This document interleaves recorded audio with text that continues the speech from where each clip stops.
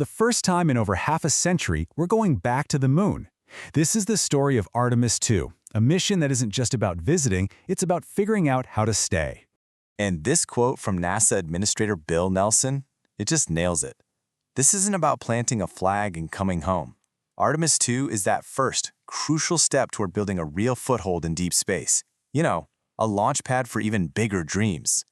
So, to really get why this moment is so huge, you have to appreciate the long, quiet pause that came before it. This isn't just another launch. It's the end of a long silence in human deep space exploration. 50+ years. Just let that sink in. It's been over half a century since any human has gone beyond low Earth orbit. For a whole generation, right? The moon has been something you read about in history books, not a real destination. Well, Artemis II is about to change all that.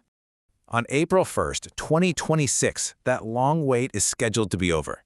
The world is going to be watching as the most powerful rocket ever built just thunders to life at Kennedy Space Center, kicking off this incredible 10-day journey. Now, a mission this ambitious really boils down to two things: the incredible people on board and the groundbreaking tech that's going to get them there. So let's meet the crew and their amazing craft. We've got a crew of 4 astronauts who will be the very first humans to fly on this new generation of spacecraft. Their job? To push its limits and pave the way for everyone who's going to follow in their footsteps. So who are they? We've got NASA astronauts Reed Wiseman, Victor Glover, and Christina Koch, and they're joined by Jeremy Hansen from the Canadian Space Agency. And his presence on this crew really highlights a key idea of the Artemis program. Space exploration is a team sport now, a global effort. Their ride is basically a 2-part system. First, you've got the SLS, the Space Launch System.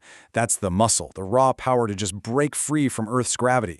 Then, once they're in space, their home is the Orion spacecraft, which the crew has perfectly named Integrity. It's a state-of-the-art capsule built for the tough environment of deep space. Okay, this is super important to remember. At its heart, Artemis II is a test flight. The main goal here is to really put every single system on that Orion spacecraft through its paces, to prove it's ready for what comes next. So here's how that 10-day mission is going to go down. The whole mission is like a carefully choreographed dance. It all starts with system checks in high Earth orbit. Then comes the big one, a critical engine burn to shoot them towards the moon. After they do a flyby, no landing this time, they'll use the moon's gravity to swing back home for a splashdown in the Pacific Ocean. Now, this translunar injection, that's the point of no return. It's this one massive, perfectly timed engine burn that just flings the spacecraft out of Earth's orbit. But here's the brilliant part. It doesn't just get them there. The maneuver actually sets them on what's called a free return trajectory. They're using the moon's gravity like a giant cosmic slingshot to make sure they get home safely. It's just a masterpiece of celestial navigation. You can really see the rhythm of the mission on this timeline. The first couple of days are all about precise moves close to home. The journey out peaks around day 6 with the main event, that lunar flyby. And after that, it's a 4-day coast all the way back to Earth. And that brings us to the climax of this entire journey. I mean, the moment that no human being has experienced in over 50 years. Seeing the moon up close and personal, and then swinging around to its mysterious far side.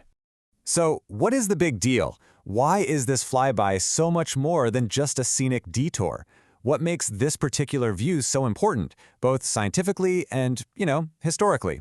Well, for the crew, this is a perspective that's literally historic. They will be the first humans to ever see certain parts of the lunar far side.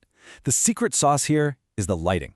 The sun's going to be at a really low angle, which will cast these incredibly long shadows across the surface. And those shadows? They act like a natural 3D mapper.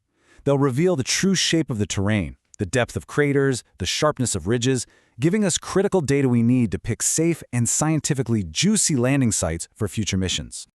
Look, this mission has always been about more than just the moon. The success of Artemis II is the absolute critical stepping stone for humanity's bigger, bolder ambition, becoming a multi-planetary species. To put it as simply as possible, this 10-day flight is the final exam. When it succeeds, it proves that the SLS rocket and the Orion spacecraft are safe, reliable, and ready for deep space. It is the green light for absolutely everything that comes next. And with that technology proven, the next missions in the Artemis program can really hit the ground running. The goal isn't just to land astronauts on the moon again, but to build a sustainable long-term presence there. Think of it as a base camp for science and exploration. And that's the long-term vision.